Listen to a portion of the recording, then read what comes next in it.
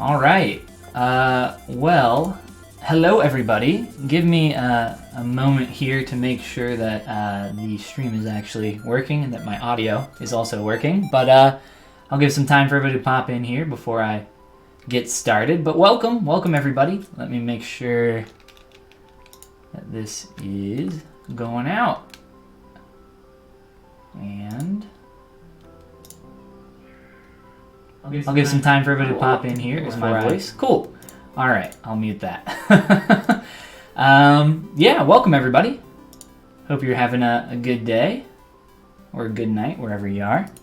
But yeah, let's see here. I think that's everything. One more second. I guess I can check Twitch as well. All right, cool. That looks like it's working. Looks like my chat is maybe not connecting here, but Runnard, welcome. How you doing? Un momento, por favor. All right. Doesn't look like my Facebook chat is connecting, but I'll give that a second. And if one of the live stream team is in here, maybe you guys know what to do here. Maybe Mordecai or somebody else knows. Yes, that's right. We're using red wax tonight. Thank you for reminding me, Mordecai. Wow. Thanks for coming in here just to remind me. Hello, welcome to the red wax stream. No, we're not going to be using red wax tonight. Let me turn all that back on and drop back to our, what were we on? Skin Shade 4, I think. Okay, cool. So yeah, I guess tonight, yeah, I know, I'm so sorry, no red wax. It's been a little bit, it's been, I think, maybe 3 or 4 weeks since the last time I was streaming on here. But yeah, I got some really cool stuff planned for tonight, I hope. I guess we'll find out together. But yes, during our last stream on the channel, we had started working on this Goofy character, Gooby here. And since then I finished him, so this is kind of the finished version of Goofy. And he turned out pretty cool. I had a lot of fun working on him. And if you guys are interested, so I worked on this actually on my own channel. There's a link somewhere up here at the top of the screen. It's twitch.tv/Follygon with an underscore at the end of it. I did just start. I just pressed play. And welcome Side Effects. Welcome back, I should say. But yeah, we worked on this on my own channel, which if you miss a stream on my Twitch channel, there's always, let me see here. You can go to my YouTube channel, it's just Follygon. There's a bunch of playlists here with a ton of different characters that I've worked on. But our most recent one actually as well that I've been working on my stream is this gal here. And yeah, she's turned out pretty cool as well. So I'm doing a Witch for October over on my Twitch channel, having fun with that. But yes, we're not actually going to be working with either of these cool characters for this stream. I know, but we're gonna be working on this guy right here. This stupid little muffin, SpongeBob muffin. About, oh gosh, when was it? Let me check on the ArtStation post here. 5 months ago. Okay, so 5 months ago, I spent a week or like 8 days here making 8 different muffins, and I just had people suggest different muffins, and I spent like an hour making each one of these. Thank you, Mordecai, for sharing that link, by the way. But yeah, each day. So we're gonna be looking at the SpongeBob one here, the SpongeBob muffin, and we're gonna be walking through the process of how you can 3D print a muffin of your own. Not just a muffin, but a ton of different stuff. Here, let me open up just my face cam here. So this was one of the first little full color prints that I did. This is a SLS, full color sandstone through Shapeways. Here's my little guy, my little Follygon, which is my little mascot guy that I use for all my stuff. And then I just have like a ton of these on my desk. There's like Banjo-Kazooie, Pikachu, Totoro, Spyro, Lapras, Chewbacca. I mean, I can go through here and show every single one of these off, but we'll be here for a while. So instead of doing that, what I would like to do is go through the process of how we can make one of those with one of your 3D models in ZBrush. I thought that would be a lot of fun. I forgot to start my timer. Let me do that because I don't want to run way over and then get yelled at. Okay, so I think that's all before we get started here. I think we're all good to go. But yeah, let's jump right in and get going here. So we got our 3D Sponge Boy, our SpongeBob model. And at this point, if we have a little bit of extra time, I'll show you guys how to do something else cool. I had a little, depending on how long this takes. I think I got this timed right. We'll try to go for the 2 hours. If we have a little bit of extra time, I'll fill it in with something else. And if we don't have enough time to finish all this, we'll finish it next week, next Tuesday at the same time. Muffin Bob paper pants, yes. What if you printed in color or you painted it? So we are printing in color. This process is for how you can print your stuff in color. But yeah, you can paint something if you print it in black and white, depending on what material you print it in. For SLS sandstone, you're probably not going to paint that. You're not going to have a fun time. Let me delete my witch and delete my goofy goober here. Delete him. So we just got Sponge Boy here. And we can get started. So the first thing you need to decide, well, I'll go ahead and say this right off the bat. I modeled this with the intention of 3D printing it at some point in the future. So it's already somewhat set up to be watertight, and we can talk a little bit about some of that stuff, some of kind of the standard practices of 3D printing. And I guess if anybody has any questions while I'm going through anything, don't hesitate to stop me. Feel free to ask any questions.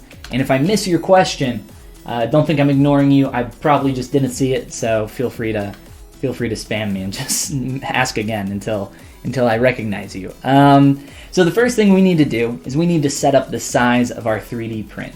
And I see a lot of people struggle with scale in ZBrush, but we got this little handy tool called the transpose line. And I guess just a quick note on 3D models and 3D modeling software in general. When we're talking about size and scale and everything else, it's kind of like this ephemeral thing, right? Because we're dealing with the digital world. It's not all this isn't exactly 3 inches tall. It's 3 units tall, right? So you need to decide here in ZBrush. Let's make sure our scale is set to 1 first. This is very important that this needs to be set to 1 for when we export. But let's go ahead and decide that our units that we're measuring with our transpose line. If you don't know how to activate your transpose line, you just turn off your 3D gizmo up here. Activates your old school transpose. I like to use this a lot. But I'm deciding that units equal inches in ZBrush so that when I export this later, I will know how many inches tall and wide and deep this little Muffin Boy is. So, taking a look at our little Muffin Bob pants, I want to make him about half the size that he is right now. So the first thing I want to do is make him he's about 3.2 inches tall right now. I want to make him about 1.5 inches tall. So to do that, I'm going to open up Transpose Master and click on T-Pose Mesh. That's in your Z plugin menu. That's up here, Z plugin. If you guys haven't or don't already, just take your Z plugin menu, and I like to dock it over here for just easy access while I'm working on this process. I pretty much keep this stuff over here the entire time I'm working. But if there's anything, like materials, for the most part I keep just my tool menu over here on the right, but on the left I'll throw a bunch of menus over there depending on what I need. Cool. So that messed up our border in ZBrush for some reason, so let me redo that, fix that up. So yeah, now we're in transpose, and we're going to scale our character down to be roughly 1.5 units or inches tall.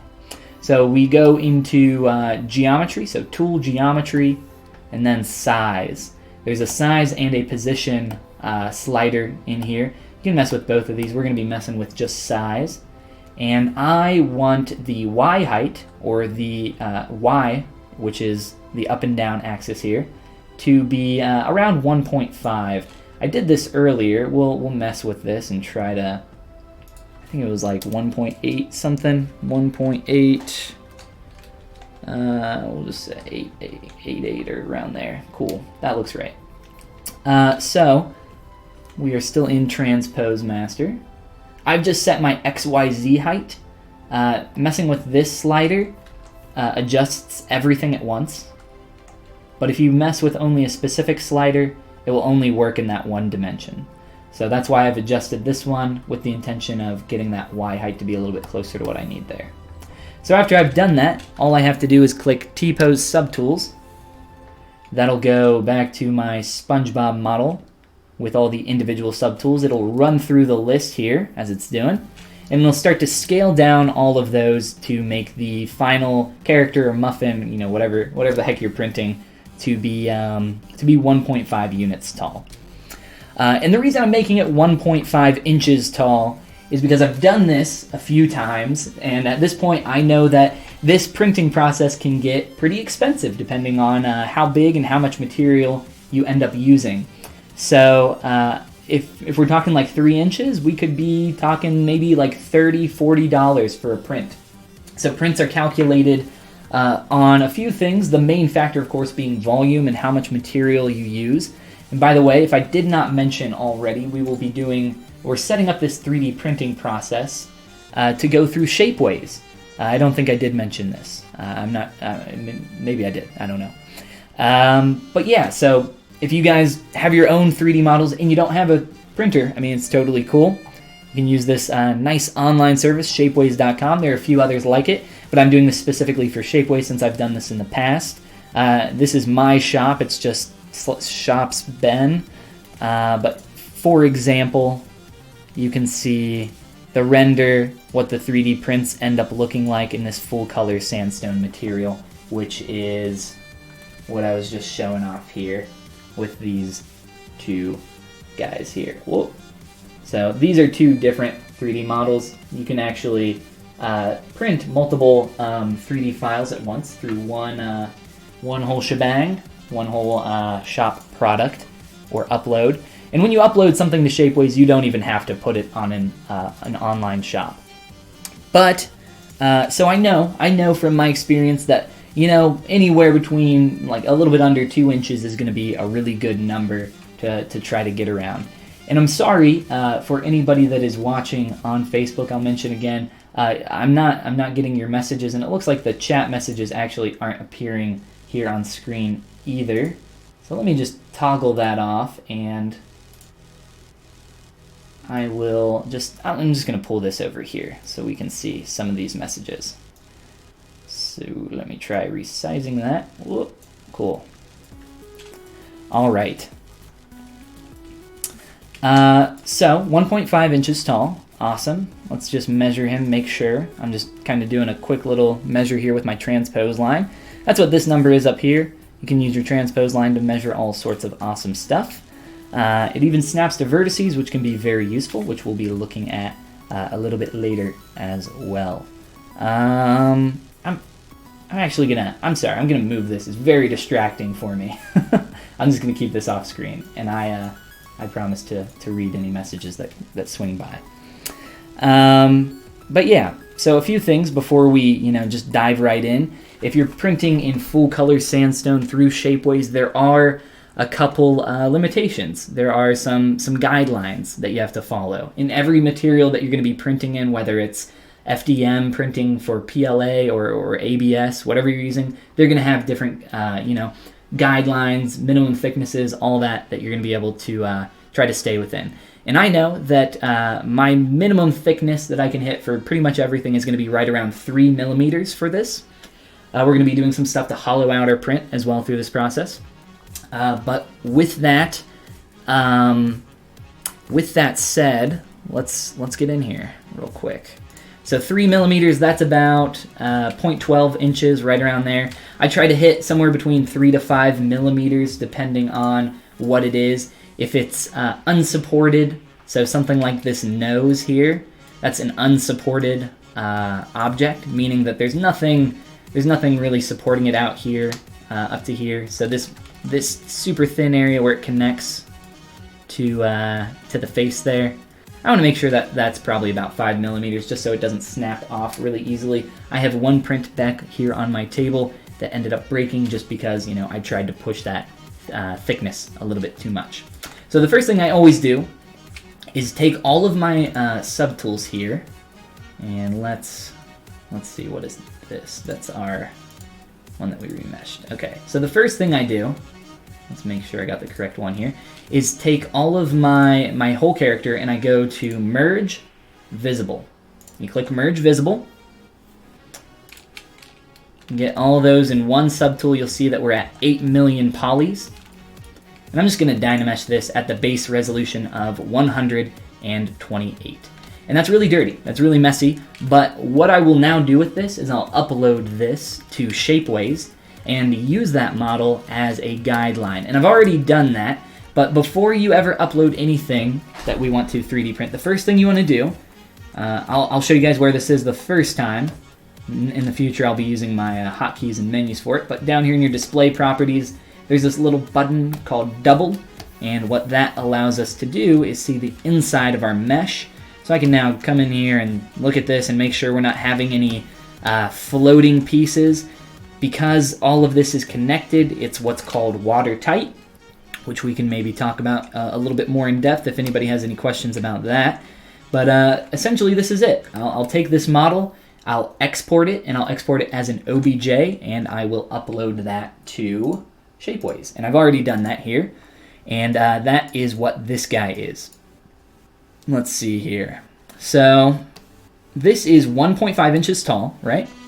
And if we look down here at price, it's reading $26. And actually with the full color sandstone, that would be even more. So at 1.5 inches, we're talking maybe even $30. But we're going to do some things to really lower that price and fix this.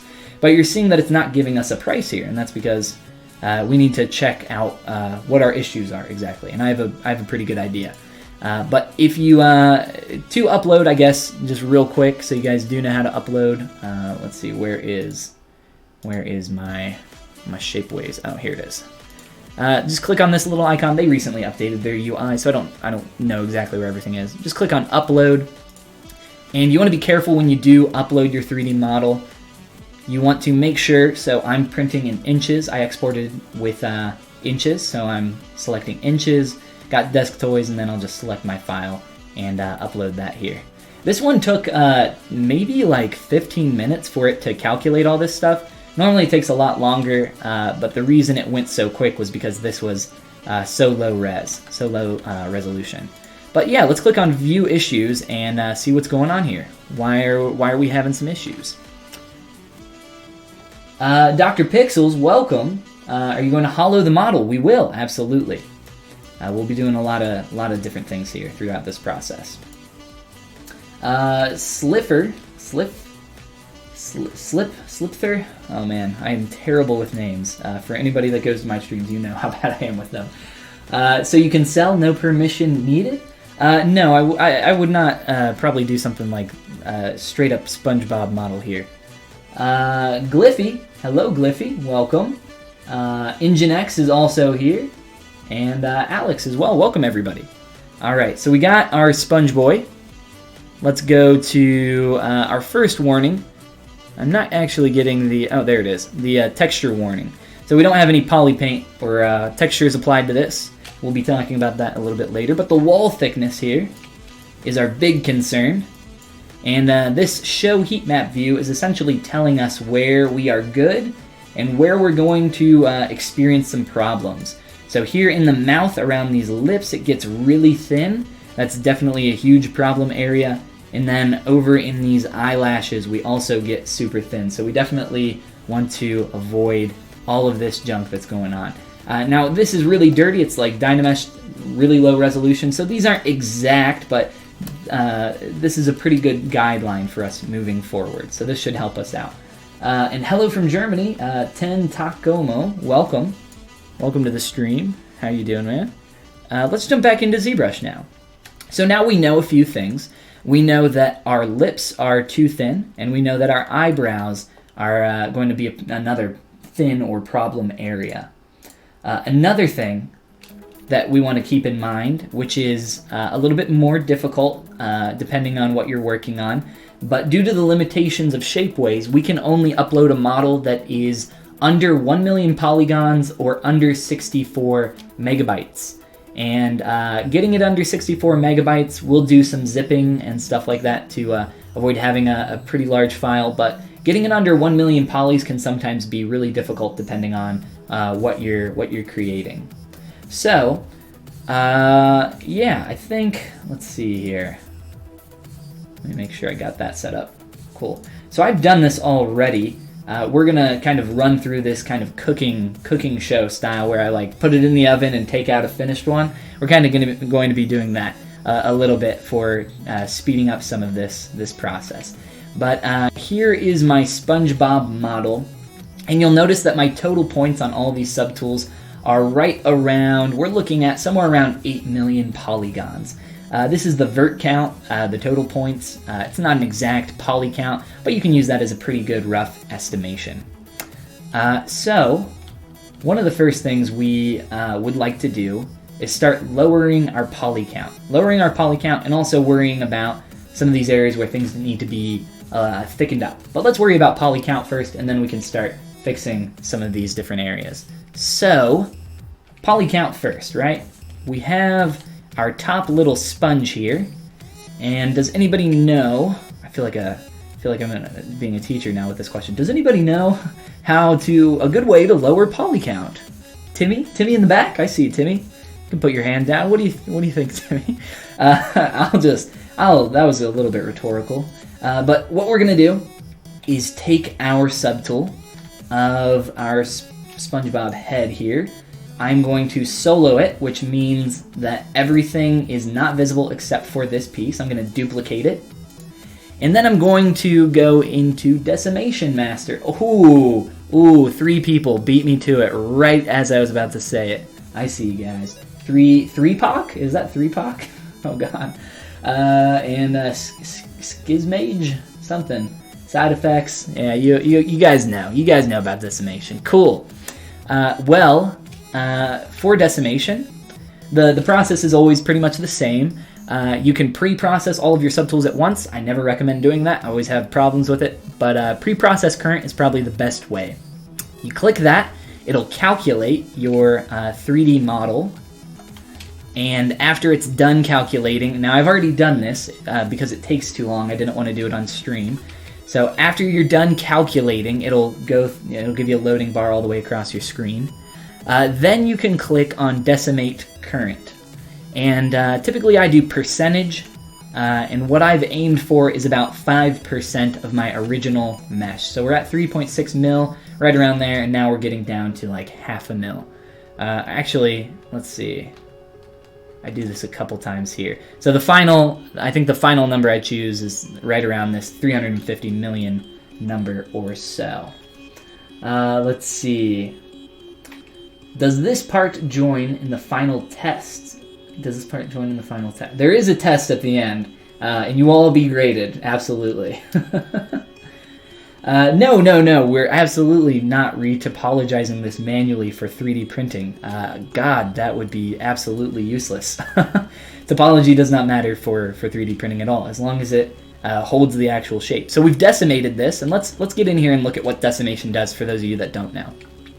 Essentially, decimation will lower the poly count as best as it can and apply polygons to an area where it needs it and take it away from where it doesn't. So this surface over here is a little bit more flat, but as we get into these curved surfaces, these SpongeBob holes, you can see that we start getting a lot denser in the mesh. So as we kind of build up in form, if I were to sculpt on this and then redecimate it, it would apply more polygons to that area where I applied that stroke. After you're done with that, what you want to do is, so we have duplicated this. Remember that we have duplicated this. You want to have both of your subtools visible, as we do right now. And I have solo mode turned on. And the reason I have solo mode turned on, I have a hotkey for that, my G key. What that allows me to do is just see the one that I want that I have selected. So it's a very, very useful hotkey. I recommend setting up something with solo. So I'm just going to click on project here, and after that projects, it'll ask me if I want to apply poly paint. You want to answer yes to that, or yes always, one of the two, and then you'll get your poly paint projected on there. And after you have your poly paint, you can just delete that extra mesh here, this high res one that you projected your poly paint from. So projection is not just for geometry. I don't know if you guys know that, but you can also use projection for poly paint. And we're actually going to be using our vert color here to export this. If I did not mention, we're going to be exporting as a VRML, a VRML file. Let's see. No UVs needed. Yes, no UVs needed for printing in color. We can actually print with our polypaint data, our vert color. Polypaint is vert color, it is not face color. That will be very important later. Also, it will be on the test that you all will be graded on later. Okay, so we've projected that polypaint. Very cool. And at this point, what I like to do, because for our final model, to get the final watertight mesh, what we'll be doing is using live boolean. So let's toggle on live boolean, make sure all our subtools are visible here, which they are, and just click on make boolean mesh. And the reason I'm doing this is because in total we're at about 5 million polys, but we have a lot of stuff that's like going into each other and sitting on top of each other, so it's not an accurate number of what our poly count actually is. So by performing a live boolean, it will combine all this stuff, and then we'll actually get to see what this mesh is looking like. What this several warnings. Oh no, that's okay. That should not be a huge issue. We'll look at this. Which one is it here? I believe this is it. Okay. So I have performed my live boolean. You'll notice some weird things going on here in our teeth and in our eyelashes. Because in ZBrush we use vert color, you can see that this red color from the mouth is pulling down into this tooth. And same up here on the eyelashes. I keep wanting to say eyebrows. SpongeBob doesn't have eyebrows, does he? Oh well, it doesn't matter. You can see that the eye color is kind of projecting on there. So if I were to come here and paint on this, you would see... Oh, is it going to do it? Oh, I'm painting black. That's my bad. I meant to paint white. So as I paint on that vertice, this single vertice, it starts to gradate out towards the rest of those polygons. So we definitely want to avoid that. But what I'm seeing here is that we need to remove about 2 million polygons from here. We can also, while we're here, we'll turn on double. We'll cut our mesh in half and just look around in here. Ooh, okay, so these are definitely things that we want to avoid. This means that our mesh is not watertight. So all these little floaters in here are very, very bad. We want to avoid all of that floating garbage. And we will do that here shortly as well. So let's just delete this. This was just to visualize how everything's kind of coming together. We'll go back to our sponge boy here. And let's see. For 3D printing with colors, the colors must be solid, hard edges, or fall off is allowed. So a little bit of that gradation, a little bit of that fall off is allowed. You can also transition between colors. It does not have to be a solid block out color, but I would recommend for the kind of best possible effect, your 3D print compared to what your 3D file is going to look like. This is not obviously SpongeBob, this is Pikachu Totoro, little guy here.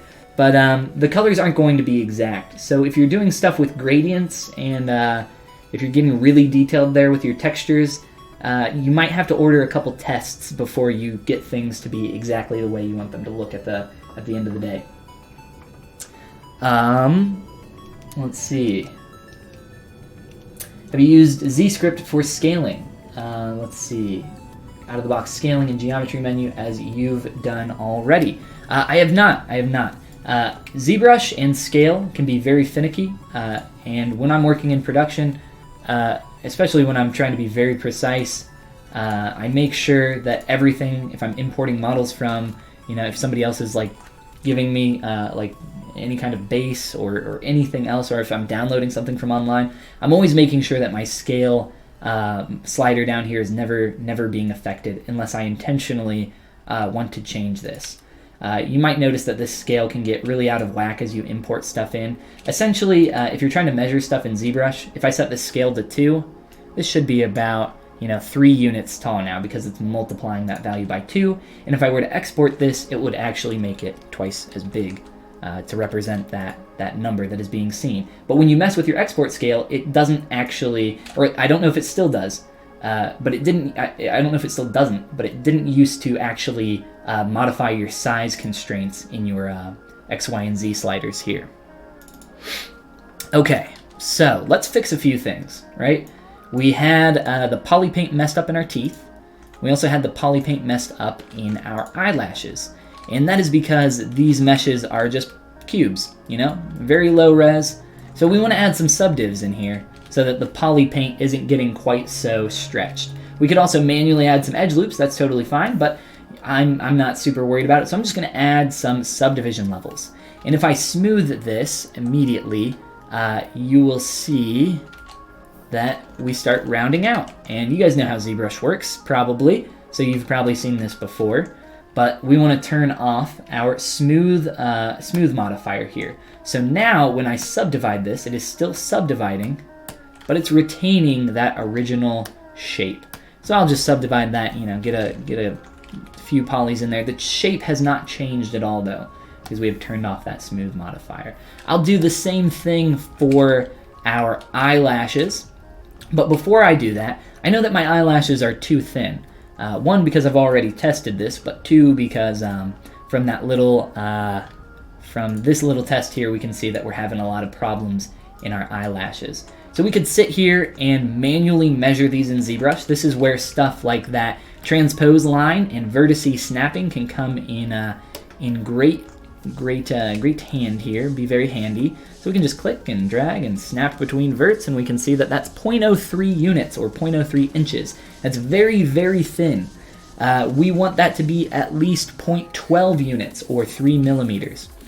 So 0.12 units being 0.12 inches. I can't make this super thick. I can't make it like I can't make it 0.12 units thick because it would look absolutely ridiculous. We can maybe see what that would look like. Let's see, 0.12. It's about that thick. So if we inflate this, those would be huge, right? I don't want to do that. I don't want to completely make the character look so out of whack. What's going on, Shane? And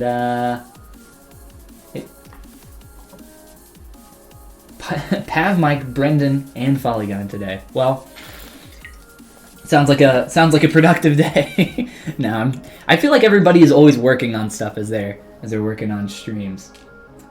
Every day's a good day when you paint and sculpt. Yes, absolutely. So we can actually inflate this a little bit. The way the inflate algorithm works, it pushes out along the normal. So I'll be turning off that smooth modifier and dividing this a few times again, so we can see what that looks like. If I inflate though, it's gonna warp this shape because it's pushing out along all of the normals of these polygons. So I will inflate before I subdivide, and that will stay as that perfect cube shape. And I think that's even too thick here. So we'll just do a little bit more. And then a little trick to get around some of these thickness issues up here is to taper it. Taper it from a larger to a smaller shape. So I'm going to run an auto groups operation. That's in your polygroups menu down here, polygroups, auto groups. And then I'm going to just do a quick mirror and weld, which is in your modify topology menu, geometry and modify topology. And I've done that so that I have even polygroups here, so that I can take one of these, mask off that back side. And you know what, actually, I think I could just do this for all of these at once. We'll see. I'll just mask all those, the backs, or actually, no, I did that wrong, sorry. The backs of those. And then we can use deformation inflate and inflate those back sides. And we'll get a little bit of taper coming forward from there. And we get a little little freak out over here, so we can maybe, let's see, turn off our back face masking and just nudge that in a little bit. And I've already tested this, so I know that that's pretty good in terms of getting that to actually successfully print. But if you guys want to do maybe make that a little bit more flush, these little thin areas can be very, very problematic.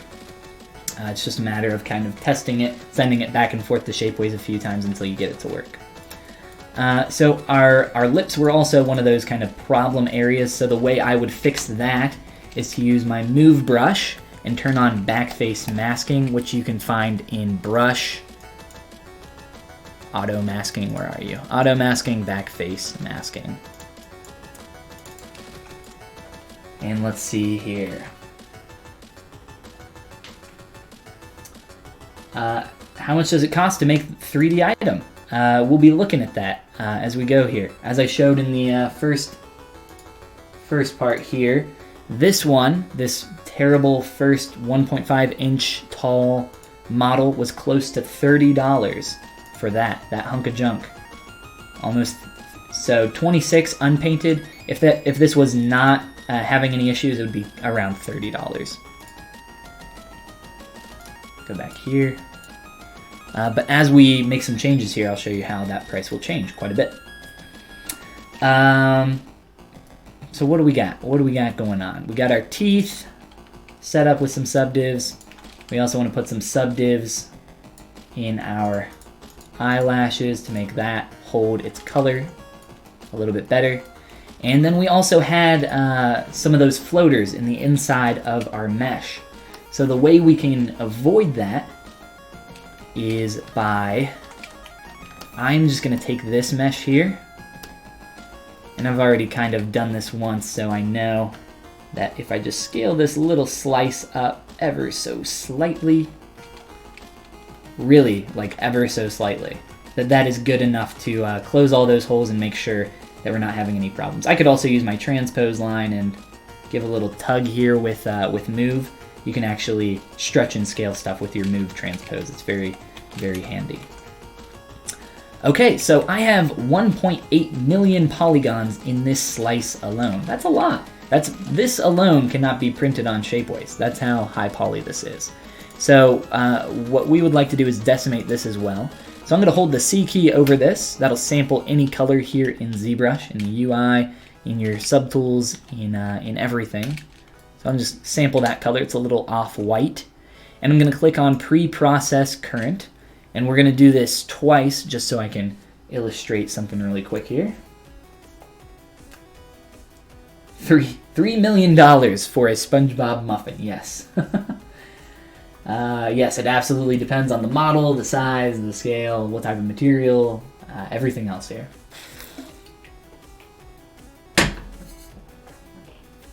Okay, so that is almost, like I said, this is gonna be the only piece that I pre-process on here for Decimation Master, just so I can illustrate this for you guys really quick. So once that's done, okay, cool. So I'm gonna decimate this, decimate current now. That's done decimating, and you can see that there's some stuff going on here, right? On this flat surface, because it's flat, ZBrush will essentially say anywhere where there's not detail, let's turn off that polypaint color, anywhere where there is not detail, it will have less polygons there. So it's getting kind of crazy in here, right? A little crazy, but on the edges you can see that it's added more. The problem with this is that these cause stretching for colors. So around here on the edge, I'm going to get a lot of stretching going on probably, and I want to avoid that. So the way that I'm going to essentially trick Decimation Master, and this is just something that I've kind of figured out from doing this multiple times, is we're going to use some noise, some very, very slight noise. So in your surface palette, surface menu, Tools Surface, we can turn on noise. And I know at this scale that the default just noise settings right here are going to be good enough for what I need. So I'm just going to click OK. And I'm going to click Apply to Mesh. And that is going to apply this very small noise. And it looks a lot bumpier than it actually is. I'll fill in the color here. It's just because the default noise actually adds polypaint as well. So I'll fill that in, and you can see that it's a very, very slight noise. At 1.5 inches tall, or even at, if this was a foot tall, this texture would not come through. So now what I've done is I've added slight bumps to the surface. So I'm going to reprocess this with Decimation Master. So it's going to reanalyze the mesh. And now when I decimate it, I'll show you what that new decimated topology will look like. It will, we'll give it a second here. Do you have a simple print from Shapeways sitting around to show? Yeah, I've been showing off a lot, and I know some more people are like jumping in here. Oh God, I have a crap ton of these, a bunch of different like little 3D prints here on my desk. Like literally, I cannot hold all of them at once. I don't think. No, there's absolutely no way. I have 1, 2, 3, 4, 5, 6, 7, 8 more that are not in my hands right now. This one is a fusion of Spyro and Lapras. This is Ganondorf from Wind Waker mixed with the Rito Bird Race from Zelda. I have a little Follygon here. He's my guy. But yeah, I got a bunch of. I got a ton of these on my desk. We'll put all those back down. Okay, so that's done decimating. It should be. It is. Okay, so now it's done processing before I lose my pen. So let's click Decimate Current, and you'll see that the way this is decimated now, it's maybe a little bit too low res, but ZBrush has said, oh, okay, so now there's all this noise in there, and I'm going to try to capture that with this decimation. I want the, so essentially by covering everything in this just basic noise, very small, it's covered everything in even topology. It's really ugly topology, but it's maintained my shape, it's maintained my form. And maybe it's a little bit too low poly, so I'll bump that up to 15% and redecimate that really fast. So that's kind of gone through there really quick. And then on this piece down here, I've done the exact same thing, so I'll just step forward in my undos, and you can see how that one turned out. Still pretty dense, but it'll be fine for our purposes here. The tie didn't have any subdivision levels. Whoops, we went too far here. This tie didn't have any subdivision levels, so I've just gone through and added some of those. Those are great, thank you. Love the Spyro Lapras one. Awesome. Just gave you a follow on ArtStation. Thank you, man. Thanks for showing. They look awesome. You guys are all too nice. Don't forget, you know, I may be being nice right now, but there is a test at the end for all of you. So those who fail get banned from the Pixelogic channel. I was told from Mr. ZBrush himself. I'm just totally kidding. I wish there was a Mr. ZBrush. Technically there is, but his name is not ZBrush. Cool, so we've gone through and we've decimated a few different parts. So at this stage of the game, what I would like to do, after decimating the bottom of the muffin, or a few parts on the bottom of the muffin, we can re-boolean this.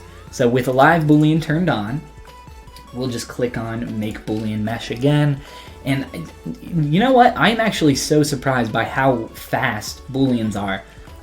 Like compared to decimation master processing, live booleans are like sitting here combining and removing and subtracting like all these things, and it does it super fast. It's pretty crazy. But yeah, it's like it's already done here. Here's this guy. Sorry, there was like a little preview of what's to come.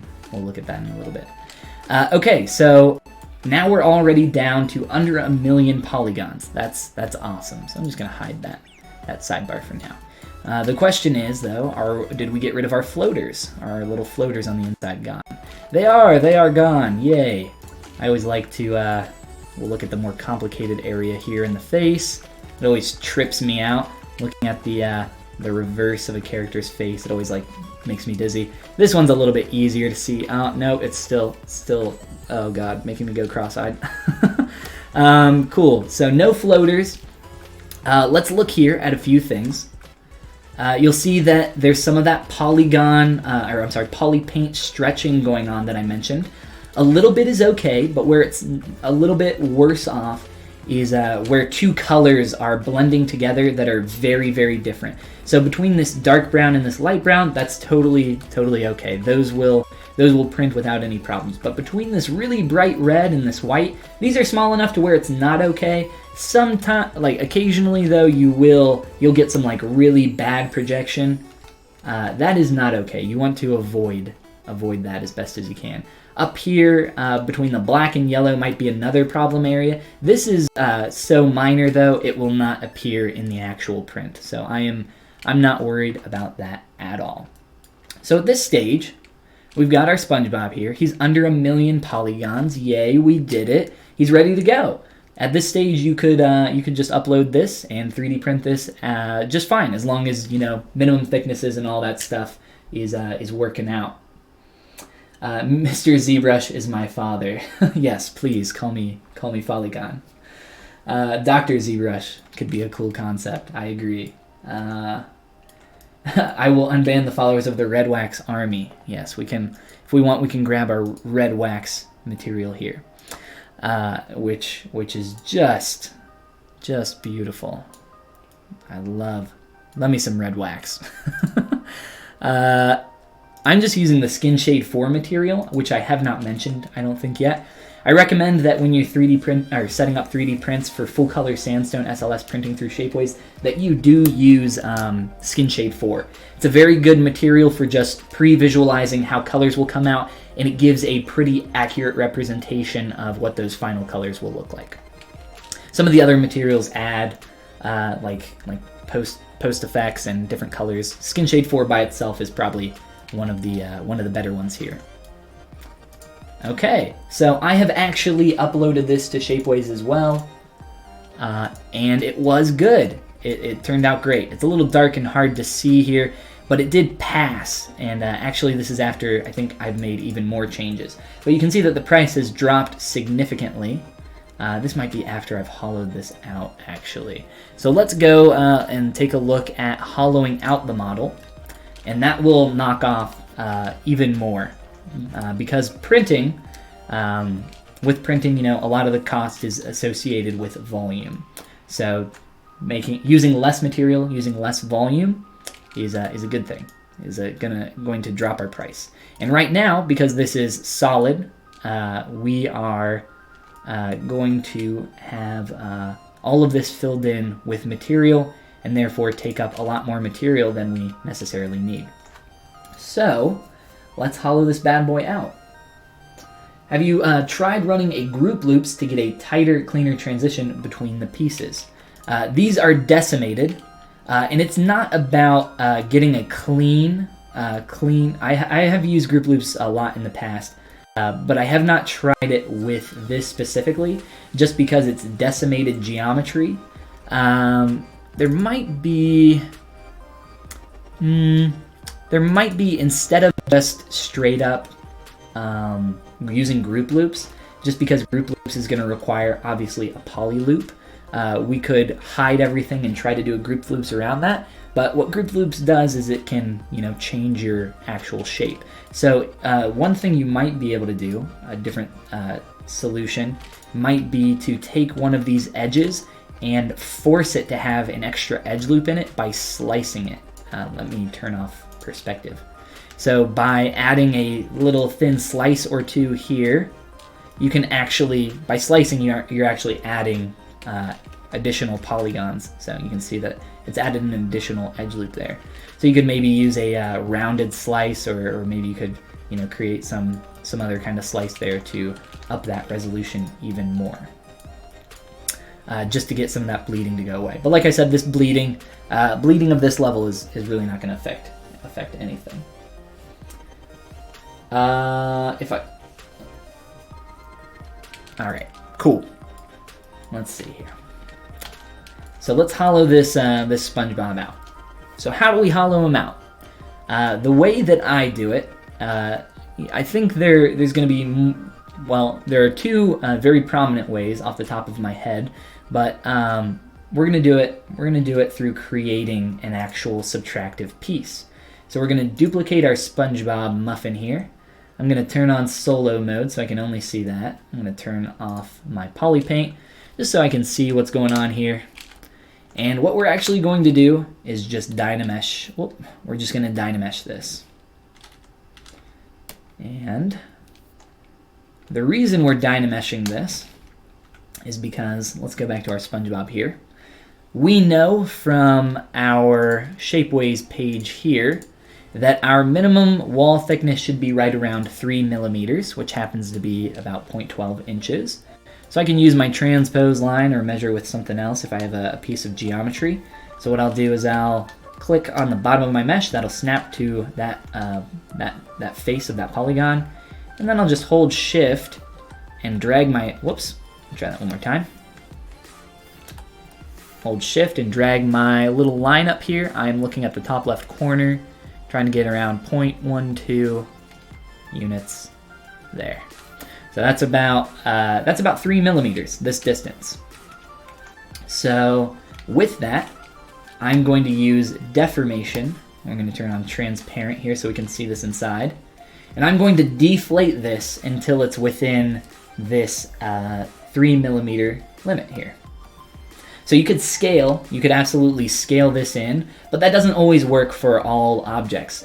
It's not gonna work for, it might work a little bit better for something like this, but for something where you have like a U or an arm, if you try to scale in an arm all at once, it's going to pull in and outside of the mesh and it won't be even. So we're gonna be using deformation inflate or deflating it because that operation works along the normal.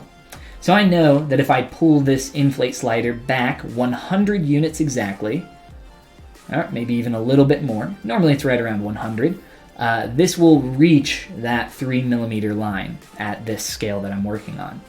But if we look at this, that's a whole lot. That's a big mess. So we're gonna do some stuff to make this not happen quite as bad, and we're also going to have a little bit of that, but we're gonna clean it up here. So, let's see here. Maybe going to bed would be cool. Going to bed sounds awesome. Remesh by union is a great new feature. I love me some Dynamesh. I really do. Hollow it out as well. I do not use remesh by union too much in my own personal workflow. Maybe I should experiment with it a little bit more. So anywhere where there's all these hard edges, I'm just going to smooth all of these out. Anywhere where these holes in the mesh are, I'm going to smooth all these out. So all this stuff, this nose, when I inflate this or deflate that, it explodes in on itself. So I'm just going to take this nose and chop it off. Not with my slice brush, but let's Control-Shift-Select lasso. Destroy our nose, delete hidden. And I'll just re-Dynamesh that and continue to clean up all these areas. So anywhere where there are sharp transitions, again, here on the tie, all this stuff can just be smoothed in really roughly. Our objective is to just get rid of a lot of this additional form. I want this to be a relatively smooth surface by the time I'm done with it. And to make that a little bit easier, I'll drop my Dynamesh resolution as I go. And let's drop that even more here. We'll continue to Dynamesh all that out and just smooth this. And the reason I'm using the smooth brush, well, one, it's helping to normalize this surface, but also two, the smooth brush, if you guys know, as you use a big, strong smooth brush, it actually starts to shrink your surface or your model in on itself. So I've deflated this, or I'm going to deflate it by 3 millimeters, but also getting like this little extra pull in here in a lot of these areas can be very helpful for fixing a lot of these areas and making sure that we're not too thick. So we'll continue to do that. And once we're feeling like the surface is looking pretty smoothed out, pretty normalized here, we can maybe turn off turn back on our other model with transparency to see what that looks like. And then we can deflate this in on itself here. And we will still get some issues. Let's see here. Hazem, welcome to the stream. Remesh by union is live boolean without boolean. So remesh by union, by the way, a very similar thing used to exist. I never used it, but with an insert mesh and an open face, you could actually just control click and drag, and it would actually stitch those pieces of geometry up. Remesh by union, from what I've seen, does that, but even better if you have overlapping stuff, which is pretty cool. Okay, cool. So let's now deflate this all the way. So I'm looking to get that top edge to meet up with that about 3 millimeter line that I made. And you can still see we got a lot of meshes that have deflated and flipped in on themselves. That's totally cool. What we're gonna do is Dynamesh them, and then I'm just gonna sit here and very quickly erase those out with my smooth brush. And you'll see we'll get some holes, we'll probably get some floaters. That's not a big deal, but Dynamesh should take care of most of that. And we can use a pretty low res. I'm not just using the smooth brush here, I'm also using the smooth alternate brush, or the alternate, well, I call it the normalize smoothing function. I don't really know what it's called, but it works kind of as an averaging of your mesh a little bit. So if you start smoothing, let go of the shift key and continue smoothing. I'll use that as well. Down here, I'm gonna have to cut this off at that line, so I'll just use my slice curve brush and draw out a line there, cut that off, and voila, there we go. So now we can turn that back on and see how that's looking, our little de-inflated mesh that we've made on the inside of our SpongeBob. So at this point, we're pretty close to being done, but we need, we can't just have that hollow in there. Well, I guess we technically can, but it's not super helpful. We need that material to be able to escape. So what do we make? We gotta make an escape hole. And the best place for an escape hole, I think, on our muffin is just gonna be on the bottom, where it's not gonna be seen. So for an escape hole, what I like to use is just a cylinder. So I will duplicate this so that I can drop a cylinder in here really quick. And let me see here. All right, making sure I didn't miss anything. You going to sleep, will rewatch this later, not a problem. Side effects, you have a good night and go get some rest. Yes, you can also make, I think they actually made a smooth stronger. Am I wrong? Or there is a way to make your smooth brush a lot stronger though. Yes, if you need to. So let's insert a cylinder here. I'm actually going to insert a custom cylinder that I've made. I just call it a creased cylinder. I'm just going to insert it in the middle here. This is just a custom mesh that I've added to the IMM primitive brush, and it just has creased edges so that when it subdivides, it's already creased and ready to go. The way you do that, set up those creasings, a really quick way is to hide your caps like that, go into crease, crank that up to as high as it goes, and click on the crease button. And that will make sure that all those edges crease. Okay. So now what we want to do is make sure that this is going all the way up into that mesh, and also making sure that it's just coming out on the bottom. That's about it. So let's see, that is in fact working out pretty well. Now I won't pull up the page here, but I know from my experience that this hole on the bottom, this escape hole, they typically want it to be about 1/4 of an inch in depth, or in diameter. Sorry, not depth, but diameter. Whoops. We'll go to the face cam here. So if we look on some of these, we can see some of these escape holes on the bottom. But in some cases, like my Chewbacca here, these escape holes on his feet are much smaller than 1/4 of an inch. I think they're 1/8 or even under 1/8 of an inch. It's okay if you make it a little bit smaller because you can't make it larger.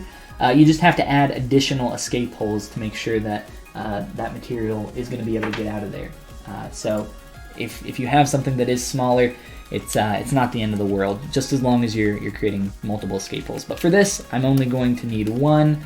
I'm just going to scale this up. We can do a quick, rough measurement here. That's about 1/2 inch, and that's totally fine. So I'll just put that about in the middle there.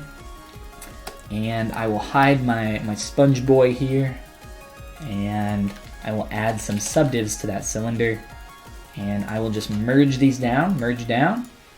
I'm just going to Dynamesh that again, and I'm totally fine with keeping this rough. This is the inside of our mesh. This is going to be used as a negative subtraction piece, so this doesn't need to be super clean and super pretty. If you do want to make it a little bit nicer, you can just do a quick Z-remesh on it.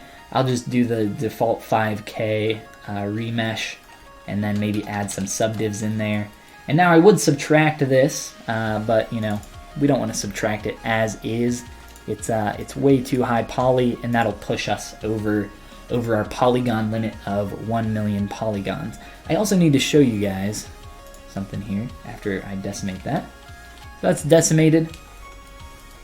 We got our SpongeBob here. We have live Boolean turned on. If we hit the little negative there, boom, we got that subtracting out of there. Nice and neat. What we can do, what I like to do, is pick the color that's going on down here. And maybe you might need to poly paint this if you have multiple colors or textures going on. But now our negative piece will fill that in, just to make sure that that's subtracting correctly. Sometimes I'll make it black instead. If you guys want to make the inside of it black, I'll just keep it brown for now. But yeah, let's now run our live Boolean and subtract that. So Boolean, make Boolean mesh. And as that subtracts, it shouldn't take very long at all. But once that's done, we'll get a look at our hollow and see how that turned out.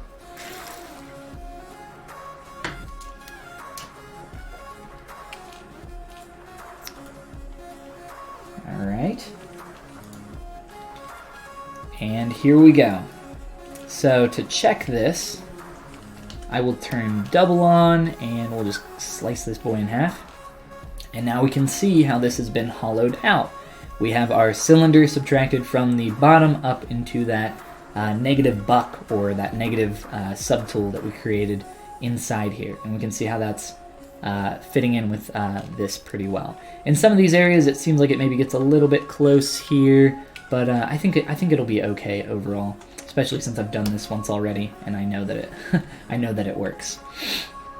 Okay, let's see. We're still under 1,000,000 polygons after that subtraction. That actually adds polygons. Subtracts form, but it adds poly count because we've added more geometry in here. When you do, I also recommend polygrouping everything before you export this. Let's see here. I think that's good. Okay, so I'm going to append. Actually, I'm going to delete all of that and delete this, just so we can go back to the one that I made earlier that I know for certain does work. So this is exactly the same thing. Here, I'll just show you guys here. So cut out, same subtractive thing. I just made this right before I jumped on stream, just to make sure that everything was working. But for exporting, so Control W, that will polygroup anything that you have masked. Let's see, turn off line. But if you don't have anything masked, it will just polygroup visible. So it's a quick little feature, quick little hotkey, Control W, polygroup what you got on screen, or what's in your subtool. Now, to export this with polypaint and everything else, we will open up our 3D print hub. Let's go ahead and toggle off. We'll let that finish quick saving. Toggle off perspective here, and I'll look at my size. It looks like my Y size, it maybe got a little bit taller during some of my process here. Oh, maybe not. Oh, that's because I rotated this. That's right. I rotated this because I think Shapeways has a Z up axis. So my Z should be 1.5, around there. So in your 3D Print Hub, choose your size ratio and click on Update Size Ratios. You'll choose the option that you want here. Mine is this one here, 1.5 inches in the XYZ. There you go.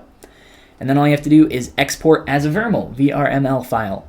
When you do this though, it'll pull I guess, export VRML, save. Okay, it'll pull up this weird menu here. Click escape or cancel if that comes up. What you need to do is it will try to export all your subtools here. So just copy your tool, paste your tool, and then delete other, okay? And that'll delete everything except for your subtool that you have selected. Now when you click export VRML, you can call that test, click on save, and it'll export correctly. But I've already exported that. So let me show you guys here. Where is my Windows Explorer? Okay, cool. So I have a couple test prints in here that I've exported. This test print 3 is our hollowed out SpongeBob. But with our test print 3, you can see that it's way over 64 megabytes, about twice that. under 1 million polygons, which is great. So I've just zipped that up. I use 7-zip, so just right click. I have 7-zip installed. And then zip that up, and we bring that down to about 21 megs. And then from there, it's as simple as going over to Shapeways, clicking on our little 3D model upload here, inches, select your file, select your category, upload that. And for something like this, so this one took like 15 minutes to calculate. This one took about an hour. And we can see here in the full color sandstone options, it is past everything, and I've brought it down. Instead of what we were looking at earlier, which was about $30, this is about, you know, right under $14 for the standard full color sandstone price. So that's with a minimum thickness all around of about 3 millimeters, which is pretty close to the minimum. I like to make sure that I'm just making sure that I'm fitting within that. Sometimes I'll try to go a little bit thinner if the price is way higher, if we're getting up in the 20s and stuff. It just kind of depends. But then there's a little button over here. It'll say, you know, sell this 3D print if you guys have something that you're trying to put on a shop. It looks like it's maybe not going to it. Oh, I have it open already. And then there's a bunch of settings that you can set up, and it'll have you select your axis, generate renders, and you can choose your angle and everything else, and click that, and then you're pretty much all set to go. So jumping from $30 on this hunk of junk to $13 was quite a jump, but and we got rid of all those issues with thicknesses and everything else. But yeah, that's about it. From here, you could order one, and what happens when you order a print on Shapeways, it'll go through a testing process where they will attempt to print it on their end, and if there are any issues during that process, they'll come back to you and let you know that either it failed or it passed. Pretty much after I've got through all the automatic stuff, I've never had a print come back failed, so they'll shoot you an email in, depending on how big their load is currently, you know, maybe a couple days at the most.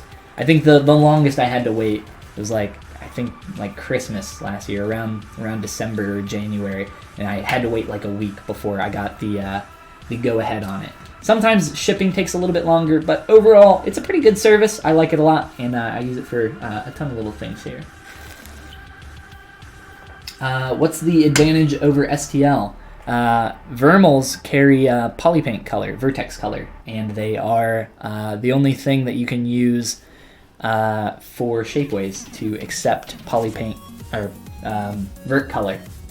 You can also, I can't remember the other file format that you can use. It's like X something, X2, or I can't remember. But Vermal is our option in ZBrush that works, and also works in Shapeways, and it carries vertex color, which is awesome.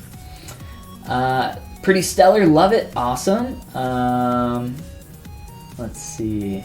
Shapeways can 3D print in color? It absolutely can, yeah. 3D printing black and white only? No. Let's see here. So here's my shop. We got Banjo-Kazooie, Spiral Lapras, a little cactus guy. All sorts of cool little 3D prints. I think Pikachu Totoro and Banjo-Kazooie mixed with Angry Birds are some of my favorites. But I'm actually, so over on my channel, there's a link somewhere up here at the top of the screen to my Twitch. It's Follygon _. I'm looking for suggestions for another like 3D fusion or something to sculpt next. Here's Fox McCloud with Space Dandy. But yeah, there's, you know, a lot of these that I've played around with and 3D printed in full color sandstone.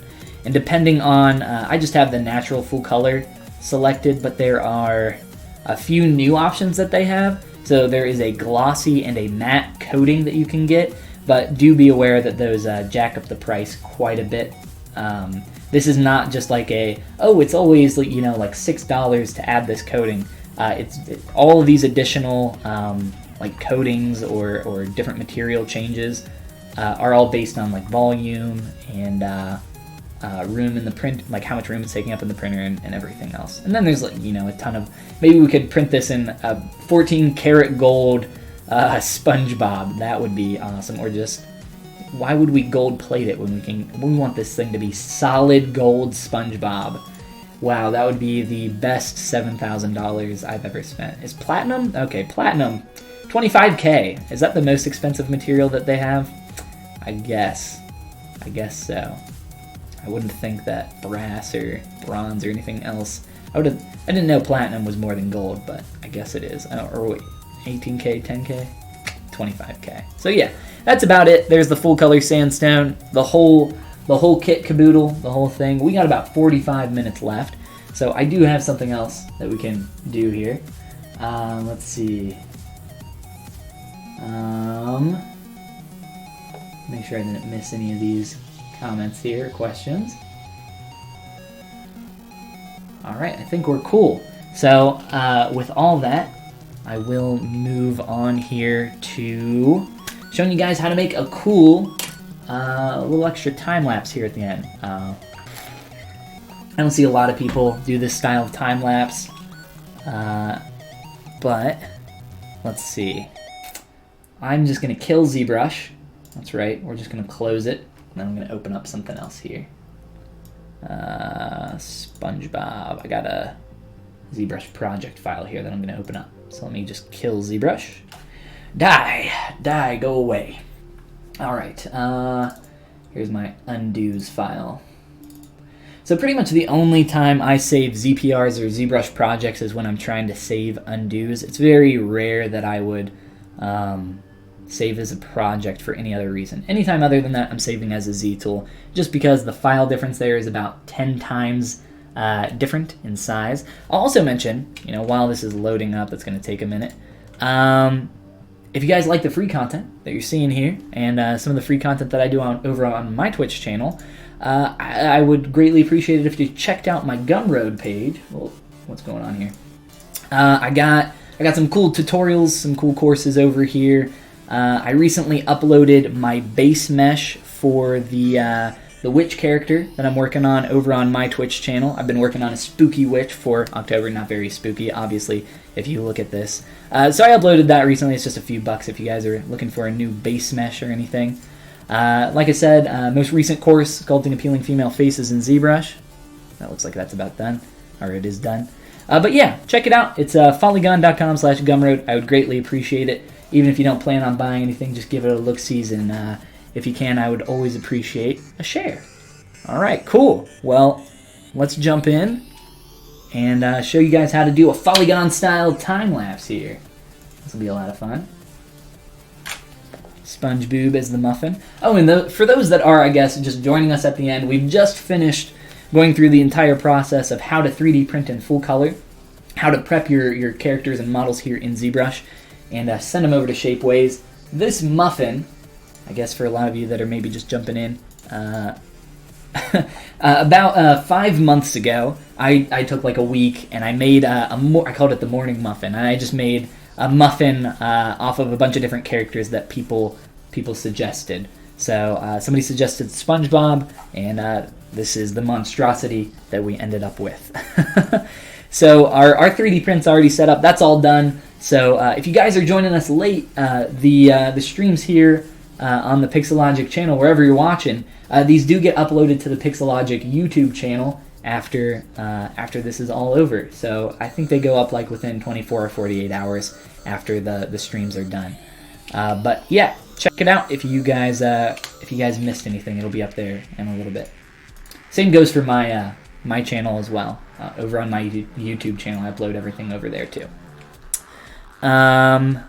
Cool. So, a Follygon style time lapse. How are we going to do this? Well, first of all, you can't create a time lapse without either recording the process from beginning to end, or you have what I do have here. Wow. What I have here, which is my undo history. So I can scroll through my undo history as I created this all the way back from this primitive cylinder shape here.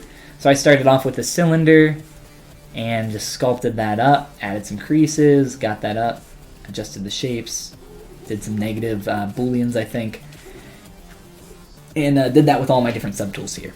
So I'm gonna just set this down here so this is a little bit easier so I can access my mouse and keyboard.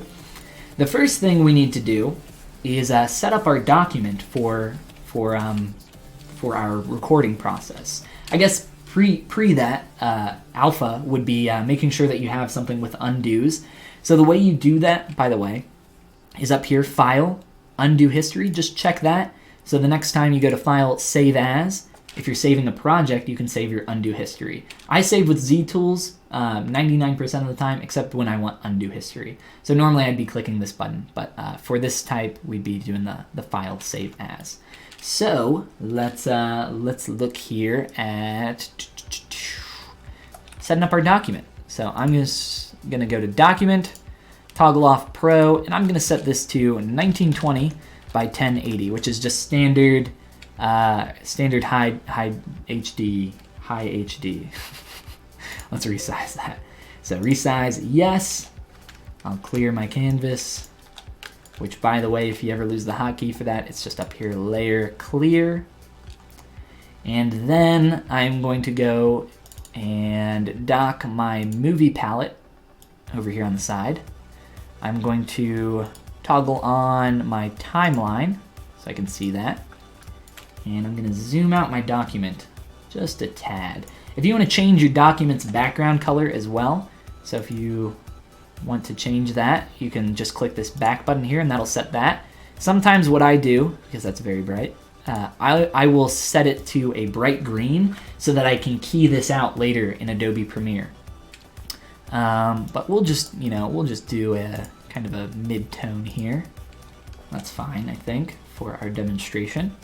So I'm just going to press the F key to frame in, and I'll just position this about here. And it might look a little pixelated.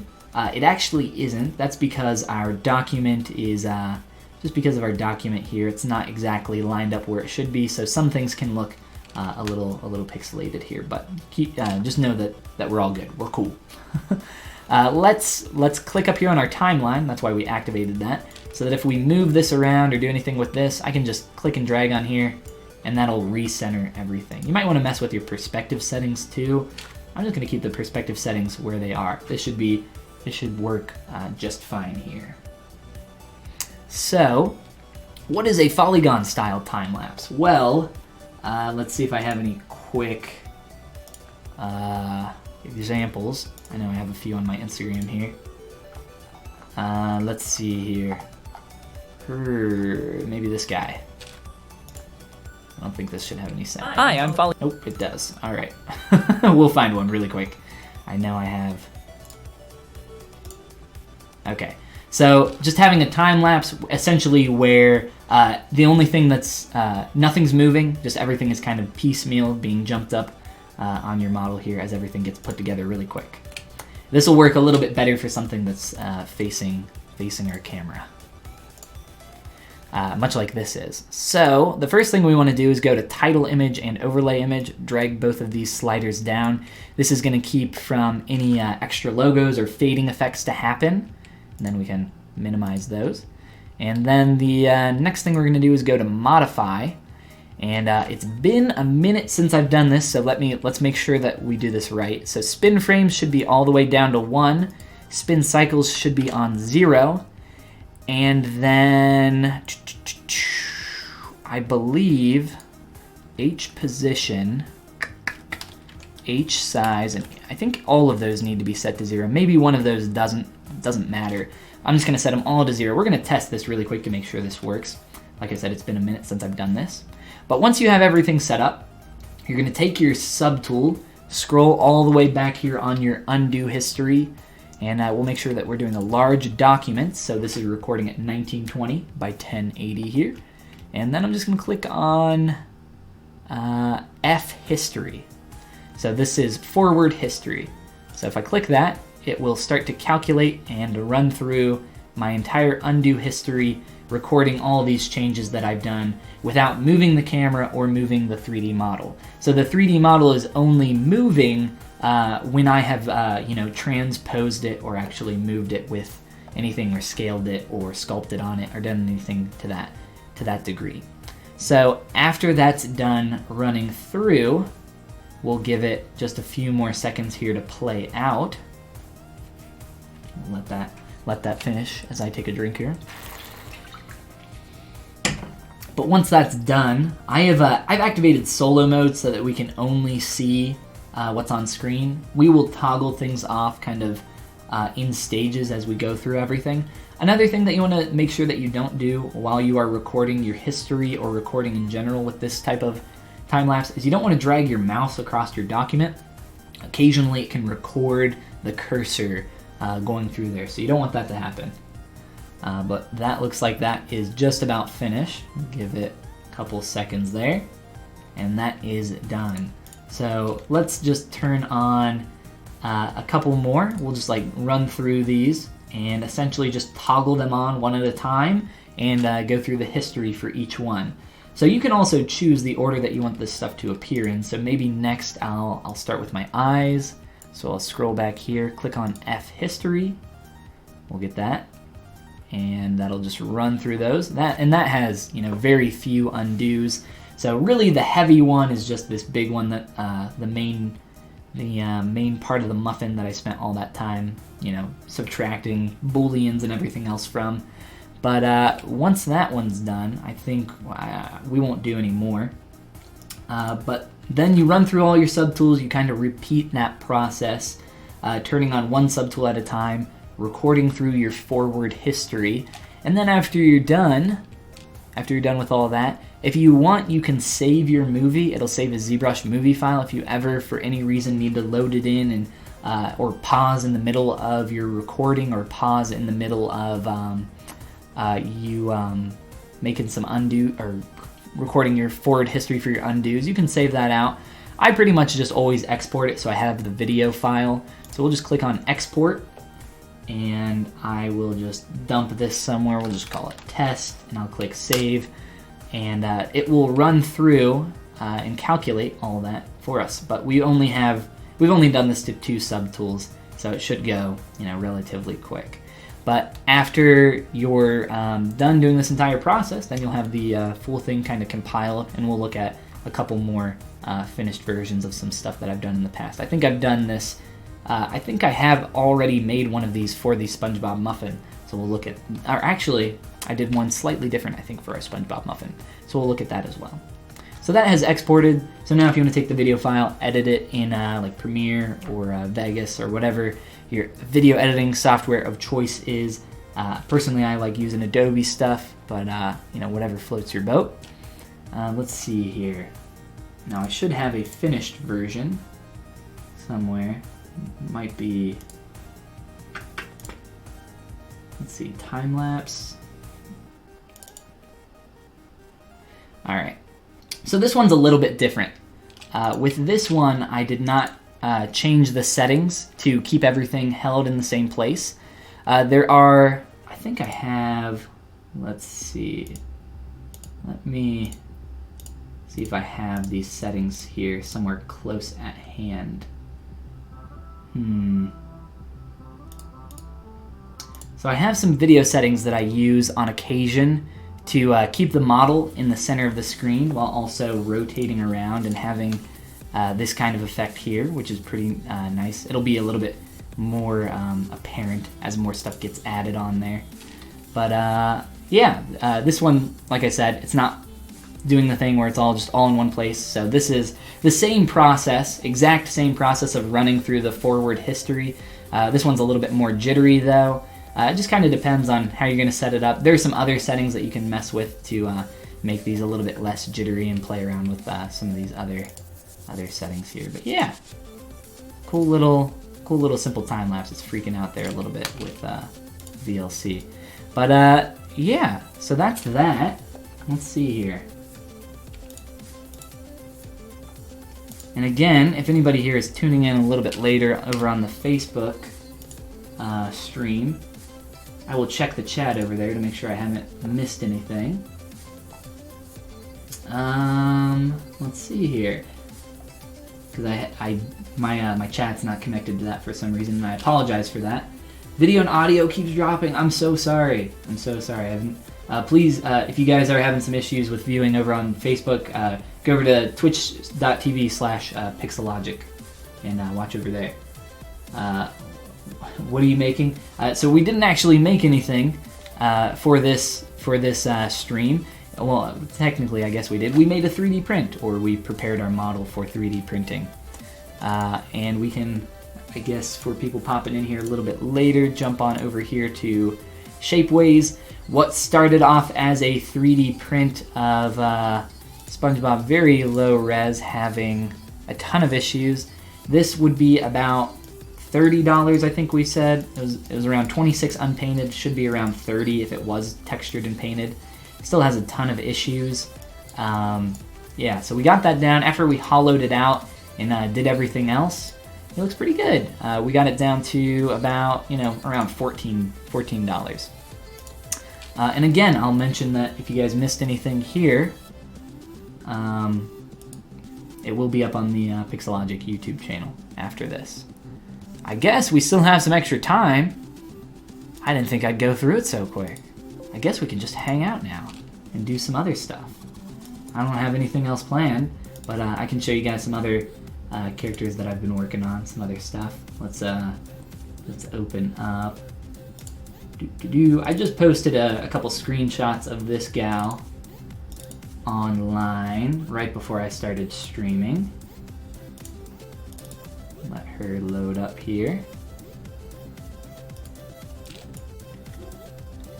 Turn on live boolean. So this is a concept of D-Dino's creation over on ArtStation. This is Domino from Deadpool.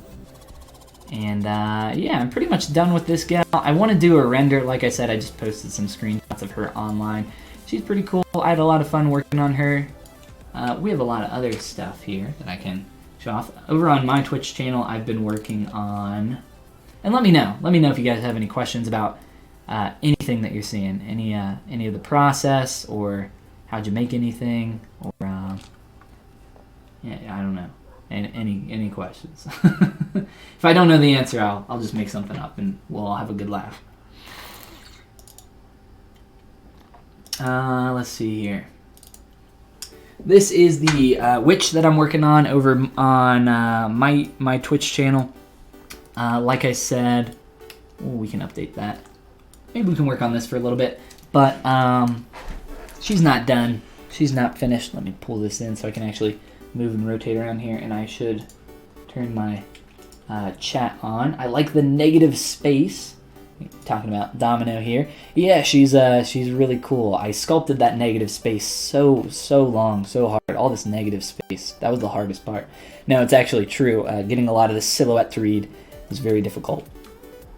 And that's mainly because her legs, her arms, and everything else are different shapes. So this pose is insane.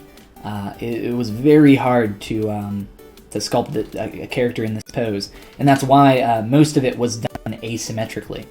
I did a little bit symmetrically in the beginning just for some quick block out for a little bit of proportions, but a lot of stuff we can look at D-Dino's original concept as well.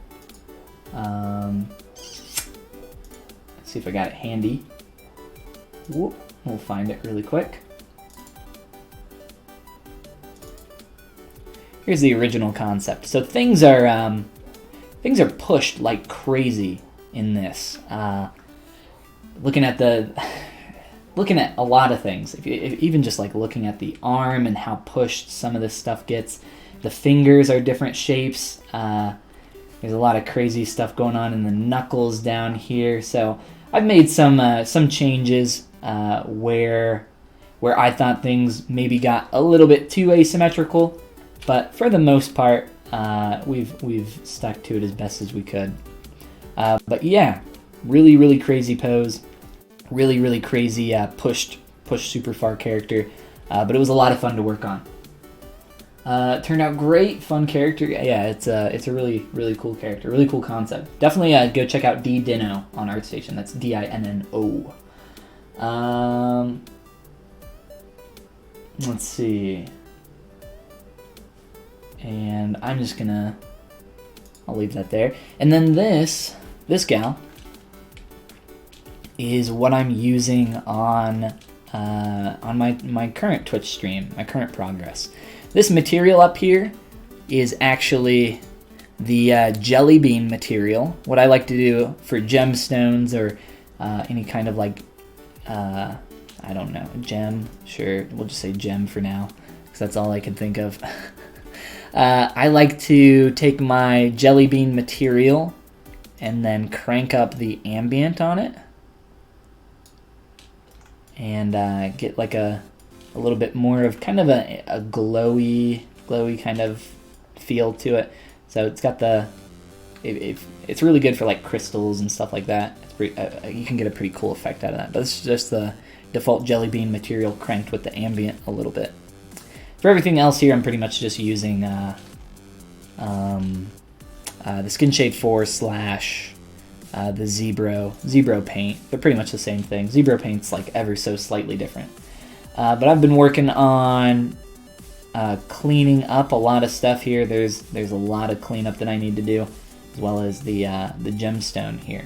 I guess the only other model I'll show off here at the end is my Goobert. Can you show again how to scale in inches? I absolutely can, and I will do that. Let's open up Gooby, and we can maybe scale him. Gooby, where's your ZBrush file? There you are. So if you guys saw my first and second stream here on the Pixelogic ZBrush channel, I worked on this. I have since finished this on my own channel. He's up in a playlist on my YouTube channel if you guys want to go back and see the whole process. I would love to 3D print this guy. He would be awesome to print.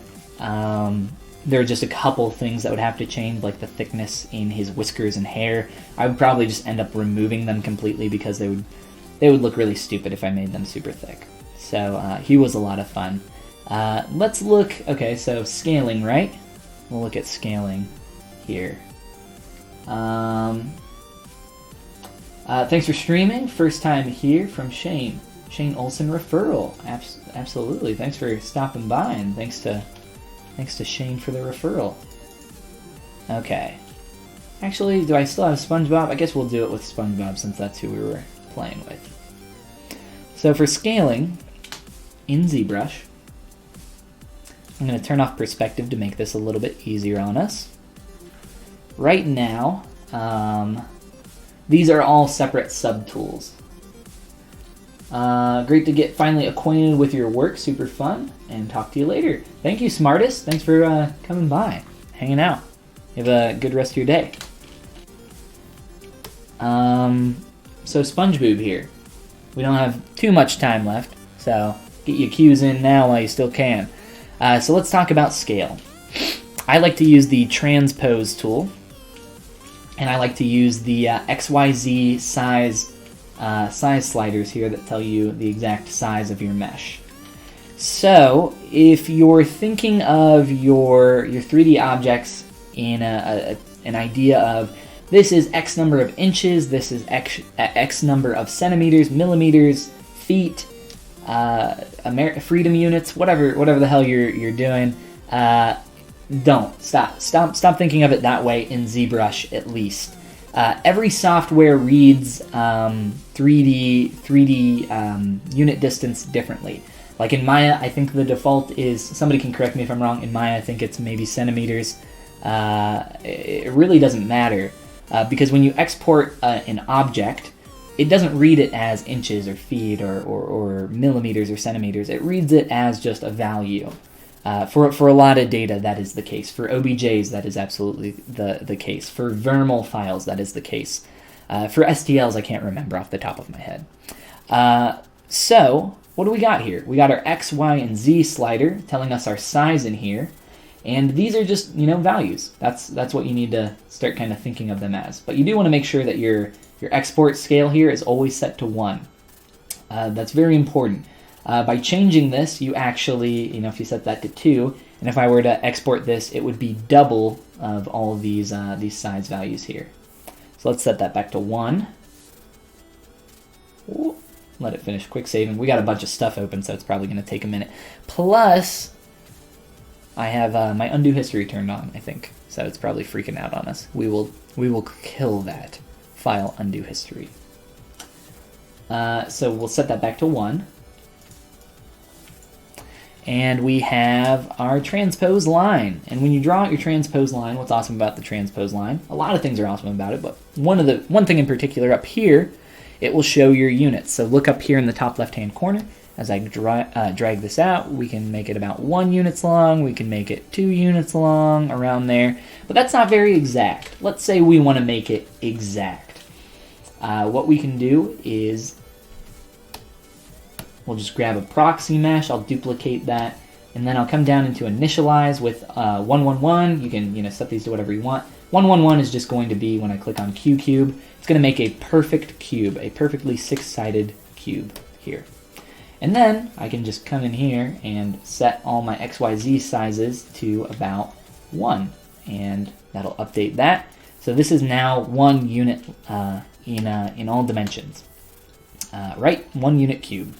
Another thing that's awesome about the transpose line is that it snaps to vertices. So that diagonal there is 1.4141 units.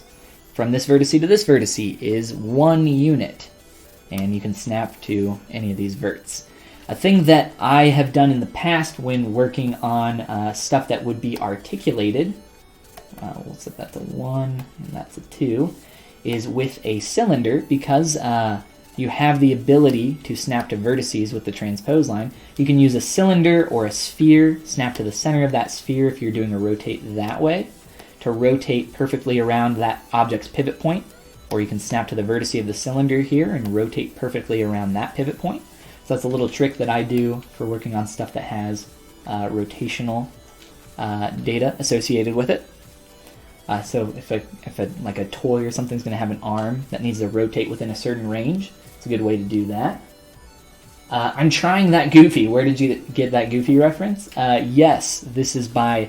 where'd we go? The original 2D concept is by, let's make sure I have it right, just to make sure I'm not giving incorrect information here. Gooby is by @Vertical Draws. So here's the original 2D concept, and there's what my finished 3D figure looked like with some rendering and junk. But yeah, he's really cool work by @Vertical Draws. She has like a Mickey Mouse that she did in a similar style that's really cool. Okay, back here.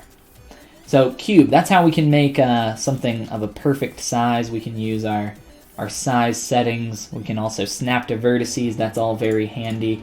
But now we got our SpongeBob here, and I want to make my SpongeBob, let's say, I want to make my SpongeBob 2 inches tall, right? So we have to go ahead and decide that these units that we're working with represent some kind of measurement later on, so we don't go insane. So I'm just going to say that my units are inches in ZBrush. So what I'm going to do is go into, we'll get rid of the movie menu there, and go into Transpose Master and click on T-Pose Mesh.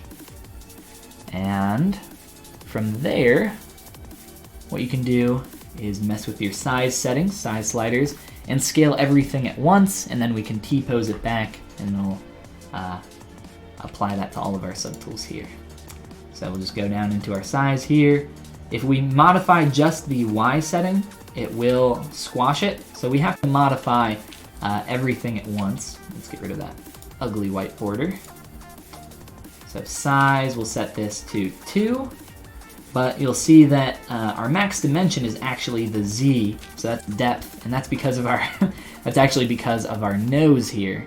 So if I draw that out to about where the nose is from the back, that's about close to 2 units.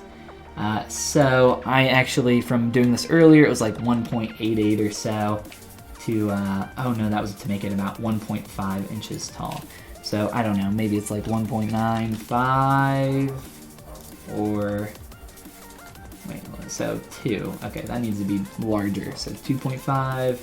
And then you can like finagle with this, scaling this if you want to do that. Or instead you can, actually center your pivot point. You can do it this way. You can also scale this a little bit easier in some other applications if you want to do it that way. Or if you want to set your transpose line and actually edit your scale, you can actually edit your scale to get that to be a super exact reading as well. I don't like messing with the scale here though, just because it makes measuring stuff in ZBrush, it makes all your numbers a little bit funky, a little bit different in some areas. Your transpose line will update correctly, but your size sliders will remain the same. So I like to keep everything within the same area. And then after you're done, you just click on T-Pose subtools, and that'll cascade all those changes back to all your subtools. So all that should be taking place, and then after that, you go through the whole process of setting it up for printing, which we covered earlier. Can you show how you bumped up the toy plastic material? Yeah, that was not the toy plastic material. That was the jelly bean material. Yeah, that should take 5 seconds. So in our witch,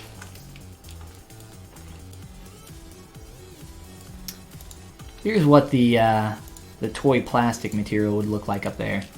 So a little bit more uniform. This is the jelly bean material. So I've selected the jelly bean material. I've gone into the material palette and I've gone into modifiers and just cranked up the ambient color.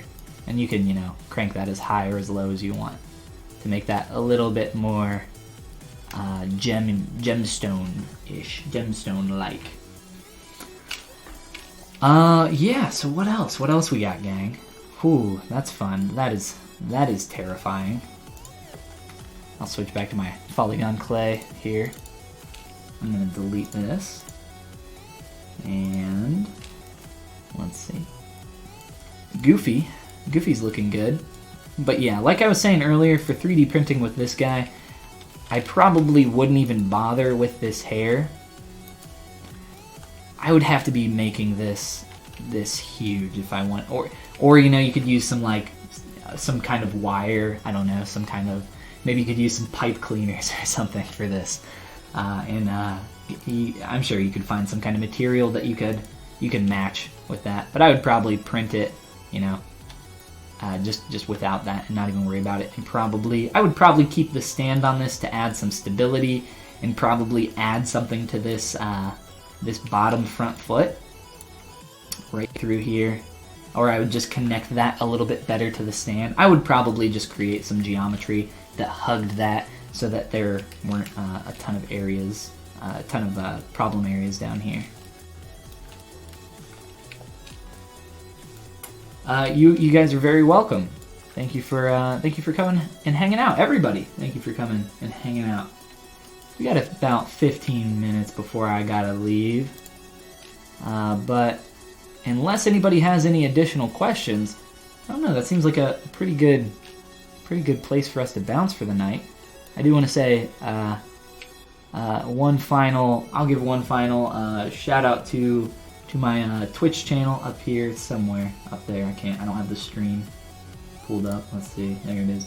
Right around here. Twitch TV/Follygon with an underscore at the end of it. I've been streaming in the mornings about every day during the week.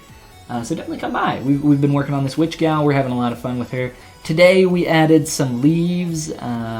What else did we do? We worked on our hands a lot. We started to make these gimpy little sleeves that we got going on. They're pretty bad right now. We'll be probably making those a lot more baggy, playing around with those some more.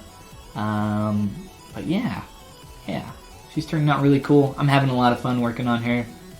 This gal, she's freaking out. This ZBrush file is getting really heavy.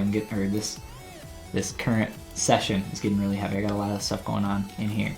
And I guess the only other thing I'll shout out really quick here at the end is again my Gumroad. Please check it out if you guys are interested in some cool courses, learning how to sculpt some stylized female faces.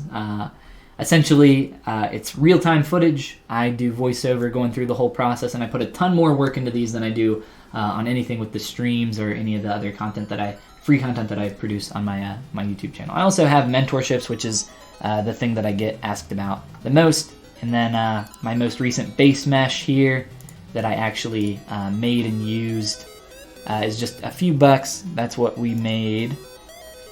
We actually, if you guys want to see the process of making that and make your own, which would honestly be my recommendation, I like to recommend you make your own stuff, but I don't mind you guys helping me out with a few bucks here and there either. We go through the whole process. There's a playlist on my YouTube channel. It's just Google Follygon and you'll find it. But the entire process for making this gal here from absolute scratch. We started with the sphere and went ham and cheese on it. Lena, you know this art. Well, that's cool. That's good to hear. Let's see.